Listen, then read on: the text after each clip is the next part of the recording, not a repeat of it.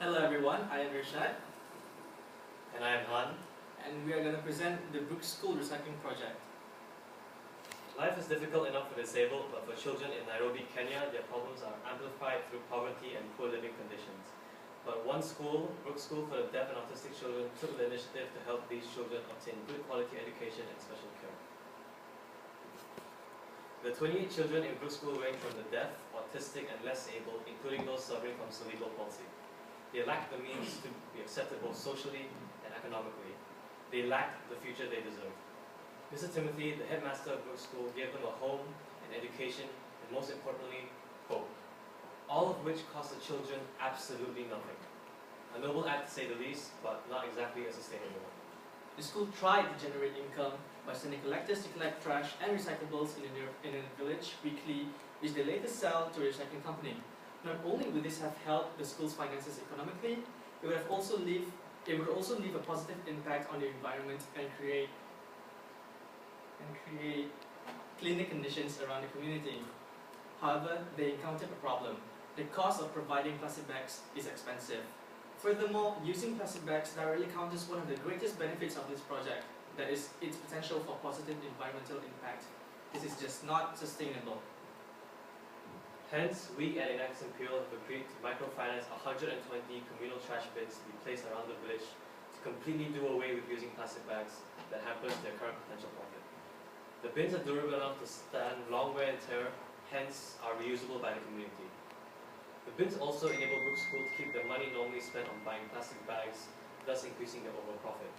With this, the school will have projected profit increase of 110% per month for their spending on the children.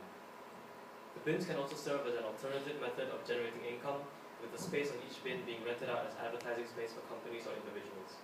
This, combined with an opportunity to promote their own initiatives, will reduce the school's dependency on the earnings from recycling alone. However, we expect several challenges with our proposal. Firstly, the suggestion was that 120 bins are to be shared with 1,000 households, creating an average of 8 households per bin. To determine whether this will be enough, we are running a pilot project with 20 bins. If we discover that the bins are lacking in number, we can look towards increasing the frequency of waste collection. Secondly, as rubbish is no longer being collected door to door, the community may opt to not to contribute to recycling and just throw the waste at other places. Our solution, however, is to raise awareness among the community by using a train-the-trainer scheme to teach the community about the benefits of recycling and also remind them that all the proceeds will help the less able children of the school. Economically, we predict an increase in total income for Brook School. This can be directly measured by the difference in profits gained before implementation of bins and after. Environmentally, the village will be cleaner. Less people will litter with the ubiquitous bins, and the train-the-trainer concept will hopefully drive them to dispose the trash more appropriately. This cleanliness can be measured from the area of land covered in litter before and after bin implementation. Socially, the children will have better spending from the increased profit. This can be measured from the number of books bought and nutrient content of the newer meals. The lives of the community will be better as well from cleaner surroundings. A survey could be conducted among the community to ask them about their health and cleanliness awareness before and after the implementation of the bins. When we first heard about Brook School, we saw an ideal and makings of an entrepreneurial solution. What was missing was some refinement, and we here at Enact Imperial were more than happy to lend a helping hand. With their newfound resources and skills, the children of Brook School and the surrounding community can now stand for a clearer, brighter future they deserve. Thank you.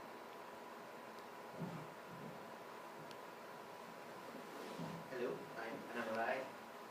So, imagine yourself in this situation. You're a grandmother with 3 grandchildren, barely surviving each day. Just 2 years ago, you were working healthily cleaning halls to provide for your family, but after a while your joints started to ache. You're forced to look for alternatives. One of them involved starting a soap-making business. You tried juggling both jobs, but it was just impossible. And after all your efforts, your employer forced you to quit your cleaning job. Mrs. Irene found herself in this exact same position a few months ago.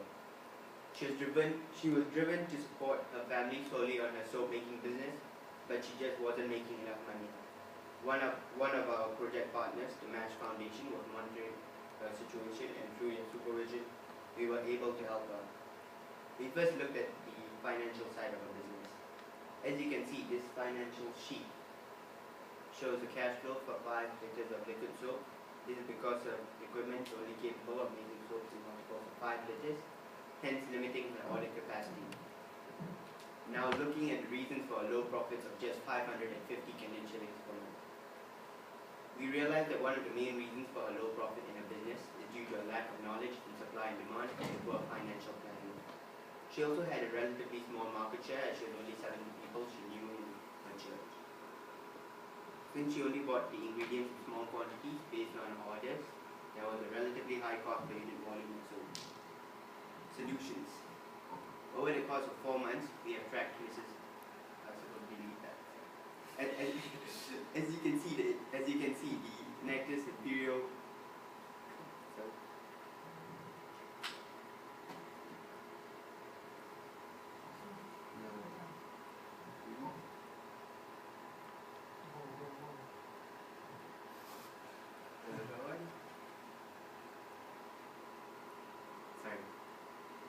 I'll repeat the solutions. Over the course of 4 months, we have tracked Mrs. Irene's profit. As you can see, Nectus Imperial has taught Mrs. Irene basic bookkeeping skills to improve financial planning and how to maximize it with the use of balance sheets. Look at this picture and try to identify the dangers Mrs. Irene and her family face. Firstly, she's not wearing any gas mask. Soap making produces large amounts of chemical fumes from sodium hydroxide reaction, which is very harmful. Secondly, she's not wearing gloves. The concentrated sodium hydroxide used in making soap is corrosive and may burn Mrs. Irene's hand. Thirdly, she's making soap in her kitchen with her children nearby. This is extremely dangerous as the children are exposed to the fumes as well. To overcome these problems, Imperial College London has agreed to sponsor gloves for Mrs. Irene, while Nectus Imperial will sponsor the gas mask. Furthermore, our team has decided to expand her market share by improving her recipe. These were her ingredients for her soap. However, we identified several problems with the recipe, which we will clarify now. And now we have made changes to the soap recipe. We have also decided to teach her how to make hard soap rather than liquid soap. These are the final ingredients for hard soap. So why did we change it? The liquid soap that Mrs. Irene has been making is dry to skin, thus it is not meant for body wash. This has significantly decreased her market share. By making hard soaps, it is easier for Mrs. Irene to make soap in bulk, and she's able to store her soap easily. Hence, she's able to support the sudden spikes in demand from her college students. Now that she can make hard soap, she can store large quantities of soap easily. Hence, she's able to buy raw materials in bulk, allowing her to reduce the cost per unit volume of soap. This will lead to her achieving economies of scale. So how did we improve it? We used better oils, palm oil, coconut oil, and terpene oil. The oils ensure that the soap is moisturizing to the skin, it is less toxic, it has a much better texture, and definitely less ingredients are used. Soapworks have also come out with a soap manual, which contains 3 different recipes for Mrs. Irene to use, which ranges from beginner to advanced level soap making. We have also collaborated with Brooks School to reduce the cost in plastic bottle as packaging. Impact assessment. With the implementation of the train-the-trainer concept, she has trained 60 people in 1 day. Following a survey, we realized that 25% of these 60 people have decided to take up soap making business. The soap manual also increases efficiency and product variety in her business, and can also be passed down to the trained woman for future needs. With Brooks School's help, we have significantly increased the market share. This is due to the following reasons.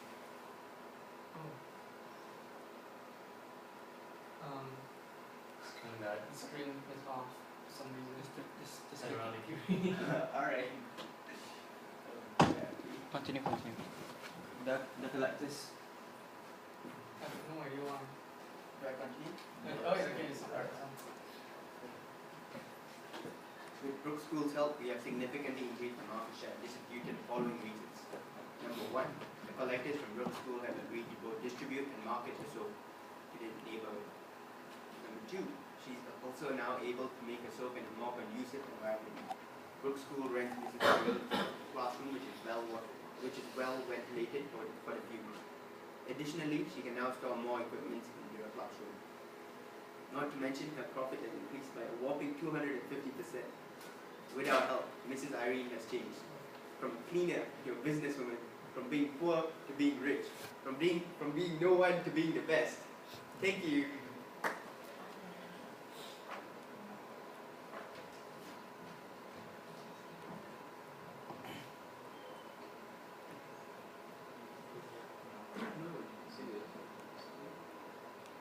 This is Jane from Gumley High School.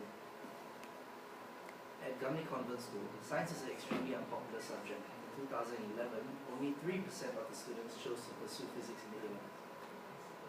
We found that the root cause of this trend was that the mindset of the girls were more inclined towards the arts compared to the sciences.